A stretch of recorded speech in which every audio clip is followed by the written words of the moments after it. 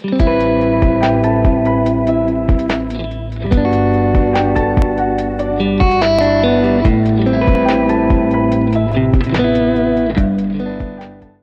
आप देख रहे हैं पावर कॉरिडोर और मैं हूँ आपके साथ पारिजात।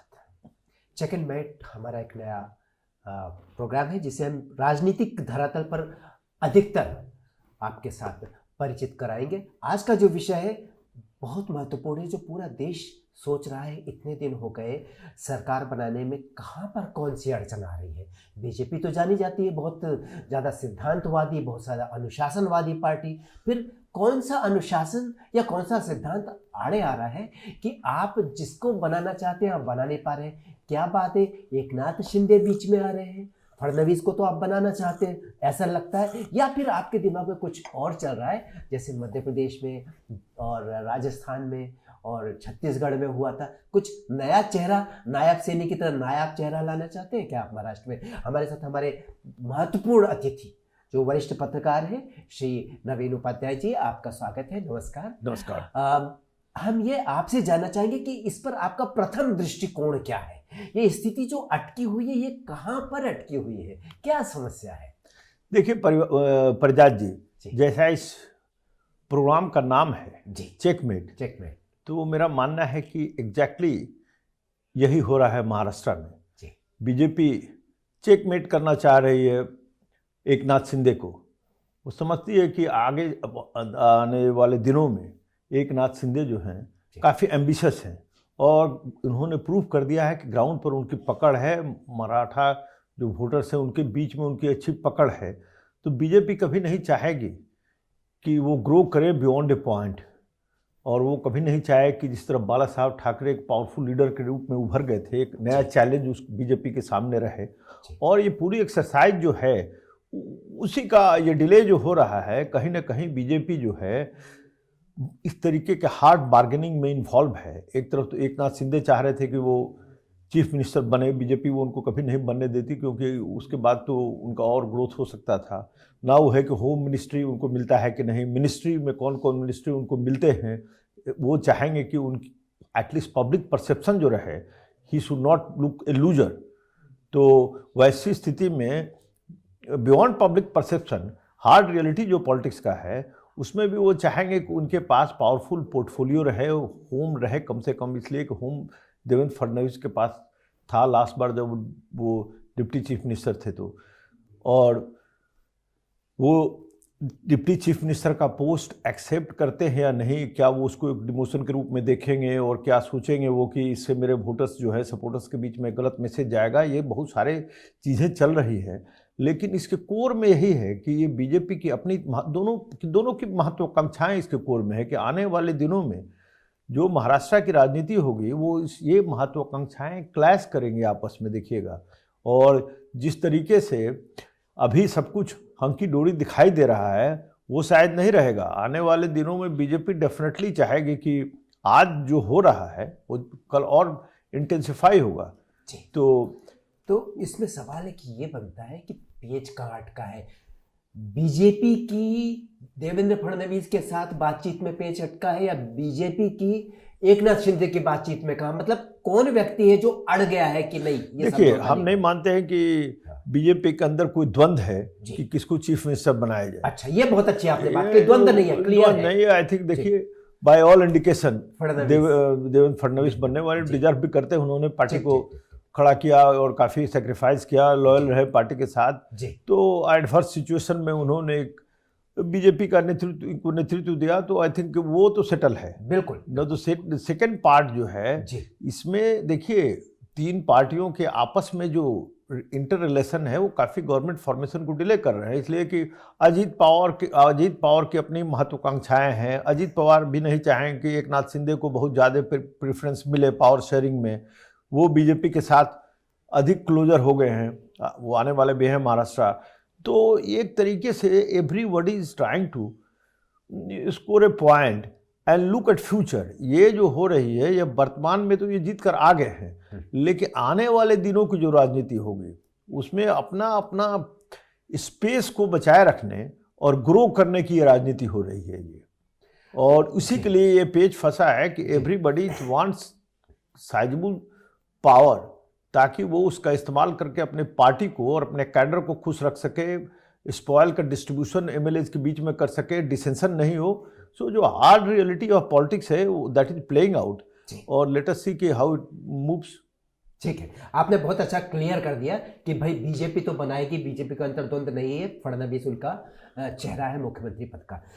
बात चल रही है सरकार की, बीजेपी के केंद्र नेतृत्व की बात चल रही है एकनाथ शिंदे के साथ। एकनाथ शिंदे के साथ बगल में खड़े हुए अजित पवार, लेकिन अजित पवार कद में थोड़ा सा छोटे, पार्टी उनकी कायदे से देखा शरद पवार वाले लेवल में उस हिसाब से थोड़ी सी बड़ी है, लेकिन आज प्रभुत्व उनके मुकाबले काफी अधिक है एकनाथ शिंदे का। हालांकि एकनाथ देवेंद्र फडणवीस के मुकाबले बहुत नीचे है, लेकिन एकनाथ अड़े क्यों है?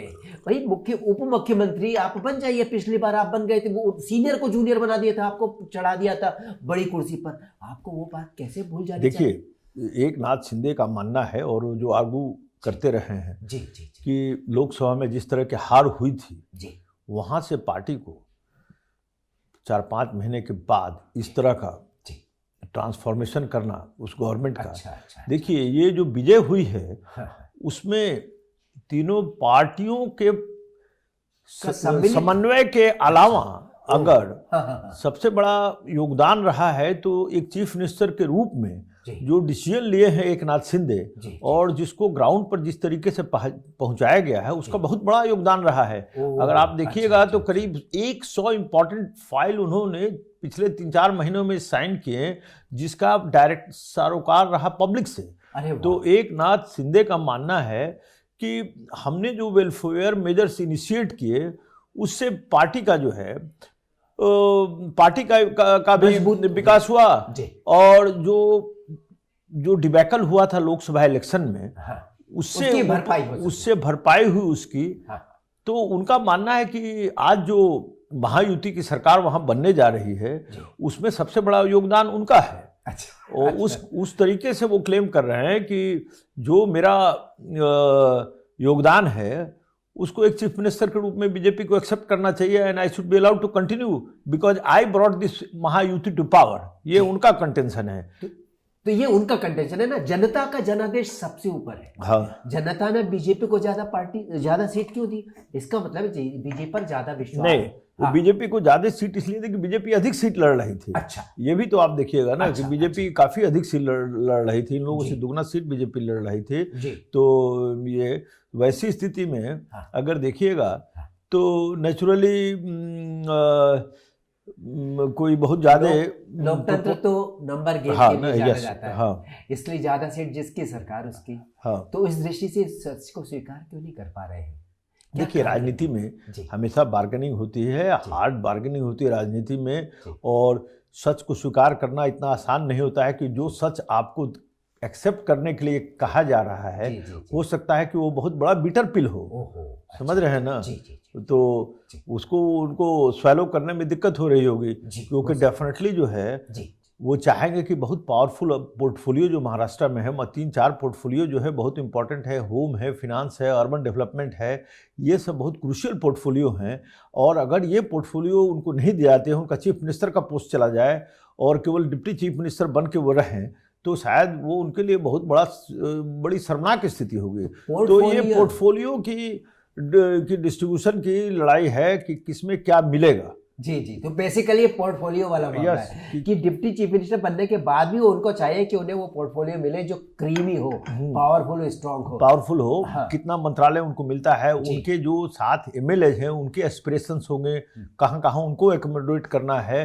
बहुत सारे जो आने वाले दिनों में कैसे पार्टी को मजबूत करना है ये भी उनको देखना होगा ना, पार्टी को बचाना भी। क्योंकि मेरा मानना है कि बीजेपी जो राजनीति आज तक करते आई है उसमें आप एकदम क्लियर रहिए कि बीजेपी जो राजनीति करते आई है, किसी भी व्यक्ति और किसी भी पार्टी का एक कैरेक्टर रहता है, उसमें बीजेपी का एक कैरेक्टर रहा है कि जिसके साथ उसका अलायंस रहा है, धीरे धीरे बीजेपी उस दल को कमजोर करती है। अच्छा। आप चिराग पासवान का एग्जाम्पल देखिए, 6 में से 5 उनके एमपी को तोड़ दिया था पिछले बार बीजेपी ने, और एवरीबडी जिसके साथ भी बीजेपी रही है।